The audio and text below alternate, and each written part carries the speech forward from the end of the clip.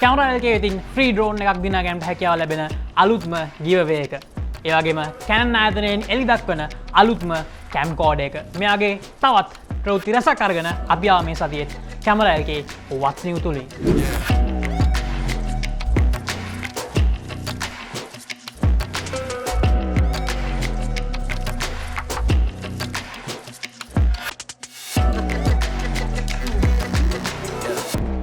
මේ සති අපේ පළවෙනි නිවුස් එක තමයි Canon ආයතනයෙන් අලුතෙන් එළි දක්වපු ප්‍රොෆෙෂනල් camcorder එක. මේක නම තමයි XF605.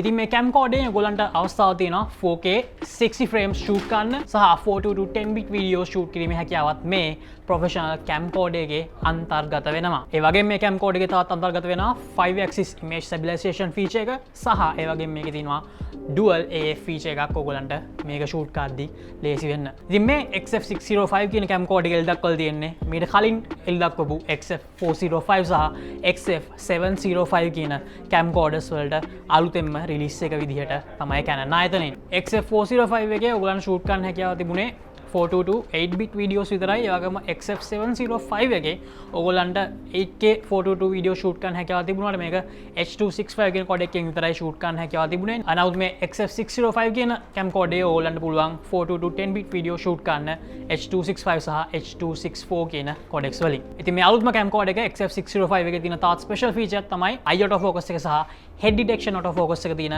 පළවෙනි camcorder එක Canon සමාගමෙන් නිපදවපු. ඉතින් අපි දන්නවා CameraLK තාමත්ම ප්‍රසිද්ධ සම්මාන උල්ලක් තමයි EISA award ceremony කියන්නේ. ඉතින් මේ සම්මාන උල්ලේ 2021 වසරට හිමි සම්මාන ලබා දීම පැවැත්වුණා පසුගිය දිනක. ඉතින් අපි දැන් කතා කරන්න බලාපොරොත්තු වෙන්නේ මේ සම්මාන උල්ලේදී මොන කැමරාස්ද මොන ලෙන්සස්ද කියලා සම්මාන ලබා ගැනීමට සමත් වුණේ. EISA 2021 සම්මාන උල්ලේ මුලින්ම කතා කරමු කැමරා අංශයෙන් මොන කැමරාස්ද සම්මාන දිනාගත්තේ කියලා. වසරේ හොඳම කැමරා එක නැත්නම් best camera of the year කියන award එක හිමි වුණේ Sony A1 කැමරා එකට. ඒ වගේම advanced camera of the year කියන සම්මාන හිමි වුණේ Nikon Z6II කියන කැමරා එකට.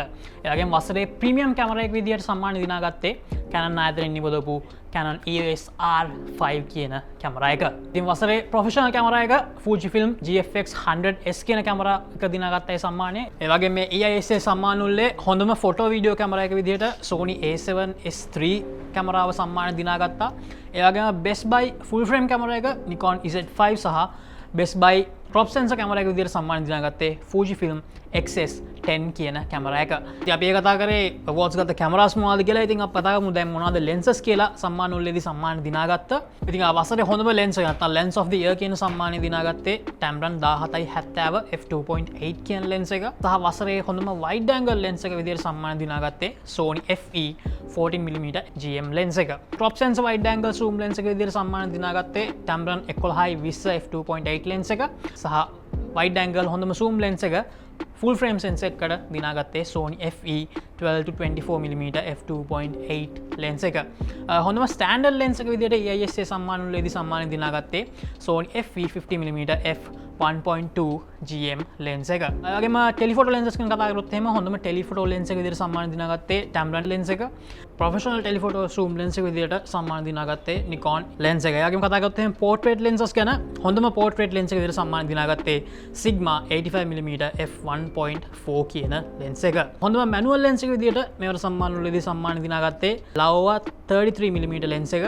ඒ වගේම හොඳම macro lens එක විදිහට සම්මාන දිනාගත්තේ Nikon ZMC 50mm f2.8 කියන lens එක.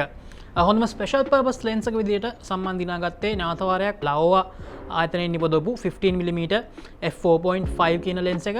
සහ හොඳම lens innovation එකට තියලා තියෙන සම්මානය ලබාගෙන තියෙන්නේ Canon RF 100mm f2.8 කියන macro lens එක.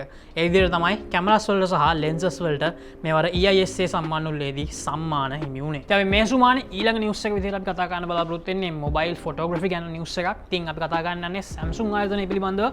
අපි දන්නවා Samsung ආයතනයෙන් නිපදවුවා foldable mobile phones. ඉතින් මේ series එකේ අලුත්ම ෆෝන් එකක් ගැන තමයි අපි දැන් කතා කරන්න බලාපොරොත්තු වෙන්නේ. ඉතින් මේ මොබයිල් එක තමයි Galaxy Z Flip 3 කියන මොබයිල් ෆෝන් එක. ඉතින් මේක අපි කතා කරොත් එහෙම කලින් versions වලදී එතරම්ම මොබයිල් ෆොටෝග්‍රැෆි වලට සපෝට් කරන ෆීචර්ස් තිබුණේ නැහැ. නමුත් මෙවර මේ Z Flip 3 කියන මොබයිල් ෆෝන් එකේ ඔයගලන්ට හැකියාව තිබෙනවා ඉතාමත්ම හොඳ ෆොටෝග්‍රැෆි ෆීචර්ස් ලබා ගන්න මේ කැමරා එක ඔයගොල්ලෝ පාවිච්චි කරනවා නම්. ඉතින් අපි ෆීචර්ස් ගැන කතා කරොත් එහෙම මේ මොබයිල් ෆෝන් එකේ ඕගොල්ලන්ට පුළුවන් 12 megapixel sensors දෙකක් තියෙනවා මේ මොබයිල් ෆෝන් එකේ. එකක් wide අනිත් එක ultra wide sensors. ඉතින් ඒ විදිහට තමයි මොබයිල් ෆොටෝග්‍රැෆි වලට Z Flip 3 කියන මොබයිල් ෆෝන් එක ඕගොල්ලන්ට ඉදිරියේදී දායක වෙන්න නියමිතව තිබෙන්නේ. ඉතින් මේ Galaxy Z Flip 3 කියන මොබයිල් ෆෝන් එකේ තා බේසික් ෆීචර්ස් ටිකක් ගැන කතා කරොත් එහෙනම් මේකේ තියෙනවා Snapdragon 888 chip එකක්. ඒ වගේම මේකේ up to 256 storage එකකින් නියමිතයි. ඒ වගේම මේ මොබයිල් එකේ ඔයගලන්ට 12GB RAM එකක් එනවා කියලා තමයි ආරංචි මාර්ග සඳහන් කරන්නේ. ඉතින් අපි හිතන්නේ මොබයිල් ෆොටෝග්‍රැෆි වලට වගේම ගේමින් කරන්න බලාපොරොත්තු වෙන අයටත් මම හිතන්නේ තාමත් හොඳ මොබයිල් ෆෝන් එකක් වෙයි මේ Samsung Galaxy Z Flip 3 කියන මොබයිල් එක. දැන් අපි කතා කරන්න බලාපොරොත්තු වෙන්නේ aerial photography එහෙම නැත්නම් තාත් කතා කරොත් එහෙම drone racing වලට interest එකක් තියෙන අයට වැදගත් වෙන news එකක් ගැන. ඉතින් අපි දන්නවා parrot කියලා ආයතනයක් තියෙනවා drone නිපදවන. මේක තමයි සුප්‍රසිද්ධ ආයතනයක් මුළු ලෝකෙම. ඉතින් අවුන් තමයි මුලින්ම 4G connectivity එක තියෙන drone එකක් නිපදුවේ. ඒකේ නම තමයි Anafi. ඉතින් මේ අලුතෙන්ම අපි කතා කරන drone එක ඇවිල්ලා Magenta 5G කියන එක. ඉතින් අපි නමෙන්ම සඳහන් වෙනවා මේ drone එකෙන් බලාපොරොත්තු වෙන්නේ 5G තාක්ෂණය යූස් කරලා transmission ලබා ගන්න drone එකත් එක්ක. ඉතින් මේ drone එක මේ විදිහට test කරලා තියෙනවා Major League Baseball තරගයකදී MLB තරගයකදී ඇමරිකාවේදී. ඉතින් මේ විදිහට මේ 5G drone එක test කරන්න partner up වෙලා තියෙන්නේ Drone Racing League එක සහ T-Mobiles කියන ආයතනය. ඉතින් මේ Drone Racing League කියන්නේ අපි කතා කරොත් එහෙම IPL එක වගේ මේකෙදී ඉන්නේ professional drone racers ලා. ඉතින් මේ තරගාවලි සංවිධානය කරන DRL ආයතනය සහ T-Mobile තමයි partner up වෙලා මේ විදිහට මේ Magenta 5G කියන drone එක test කරලා තියෙන්නේ මේ Major League Baseball තරගයකදී. ඉතින් අපේ ඊළඟ news එක ඔයගොල්ලෝ අපේ website එකෙන් online purchase කරන කෙනා ඔයගොල්ලන්ට ඉතාමත්ම විශේෂ news එකක්. ආයෙ තමයි අපි අපේ social media channels වල announce කරා Mega Fest giveaway එකක්. ඉතින් මේ giveaway එකෙන් අපි බලාපොරොත්තු වෙන්නේ ඔයගොල්ලන්ට ලබා දෙන්න DJI Mavic Mini drone එකක්. ඉතින් මේ giveaway එකට ඔයගොල්ලෝ join වෙන්නේ කොහොමද කියලා ගොඩක් දෙනෙක් අපේ අහලා තිබ්බා. ඒ post එක දාලා තිබ්බට ඉතින් අපි නැවතත් ඔයගොල්ලන්ට මතක් කරන්න යන්නේ ඒ join වෙන්න පුළුවන් විදිහ. ඉතින් හරිම සිම්පල් දෙයක් තියෙන්නේ. ඔයගොල්ලන්ට තියෙන අපේ වෙබ්සයිට් එක www.cameralk.com එකට ගිහිල්ලා ඔයගොල්ලන්ට කැමති item එකක් purchase කරන්න. ඉතින් මේ purchase එකේ value එක කියන්නේ හිතන්නකො රුපියල් 10000 ගන්නවා ඔයගොල්ලෝ purchase කරන්නේ. ඒ රුපියල් 10000ට ඔයගොල්ලන්ට හම්බෙනවා එක entry එකක්.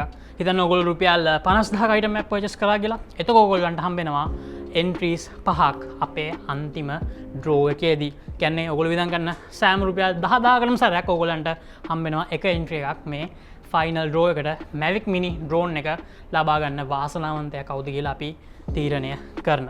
මේ සතියේ අපේ WhatsApp episode එකේ තියෙන news මෙච්චරයි. ඉතින් ලබන සතියේත් මේ වගේම news කොටක් අරගෙන අපි ඔයගොල්ලෝම හම්බෙන්න බලාපොරොත්තු වෙනවා. ඉතින් මතක් කරන්න ඕනේ වීඩියෝ එක ගන්න කලින් අපි තවත් reviews එහෙම දාන්න තියෙනවා. ඉතින් ඒ reviews අපි release කරපු ගමන් බලන්න අපේ channel එක subscribe කරලා තියාගන්න. ඒ වගේම අපේ bell icon එක click කරන්නත් අමතක කරන්න එපා. ඔයගොල්ලෝම notify වෙන්න අපි අලුතෙන් වීඩියෝ එකක් release කරපු ගමන්. එහෙනම් ලබන සතියේත් අපි හමු වෙමු. එතකන් සුබ දවසක්.